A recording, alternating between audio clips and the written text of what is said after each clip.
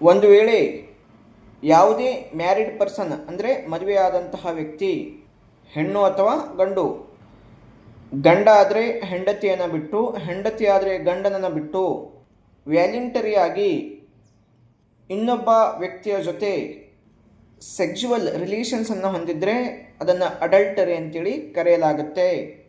Indian penal ಕೋಡ್ನ section 497ನ ಪ್ರಕಾರ ಅಡಲ್ಟರಿ ಒಂದು ಕ್ರೈಮ್ ಆಗಿತ್ತು, ಅದಕ್ಕೆ ಪನಿಷ್ಮೆಂಟ್ ಕೂಡ ಇತ್ತು.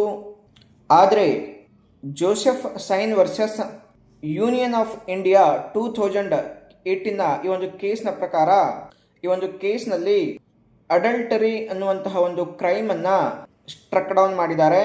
ಅಂದರೆ ಅದೊಂದು ಅಪರಾಧ ಅನ್ನುವಂಥ ಒಂದು ಸೆಕ್ಷನನ್ನು ತೆಗೆದುಹಾಕಿದ್ದಾರೆ. ಈಗ ಅಡಲ್ಟರಿ ಕಾನೂನಿನ ರೀತಿಯಲ್ಲಿ ಕ್ರೈಮ್ ಆಗೋದಿಲ್ಲ, ಆದರೆ ಡೈವರ್ಸ್ ಪಡ್ಕೊಳ್ಳೋದಕ್ಕೆ, ಮೇಂಟೆನೆನ್ಸ್ ಪಡೆದುಕೊಳ್ಳೋದಕ್ಕೆ ಮತ್ತು ಮಗುವಿನ ಕಸ್ಟಡಿಯನ್ನು ಪಡೆದುಕೊಳ್ಳೋದಕ್ಕೆ ಇದೊಂದು ಗ್ರೌಂಡ್ ಆಗ್ಬೋದು. ಈ ಗ್ರೌಂಡ್ನ ಮೇಲೆ ಗಂಡ ಅಥವಾ ಹೆಂಡತಿ ಡೈವರ್ಸನ್ನು ಪಡ್ಕೊಳ್ಬೋದು. ಒಂದು ವೇಳೆ ಗಂಡು ಅಡಲ್ಟ್ರಿ ಮಾಡ್ತಾ ಇದ್ದರೆ ಹೆಂಡತಿ ಗಂಡನಿಂದ ಮೇಂಟೆನೆನ್ಸನ್ನು ಪಡ್ಕೊಂಡು ಸಪ್ರೇಟಾಗಿ ಇರ್ಬೋದು.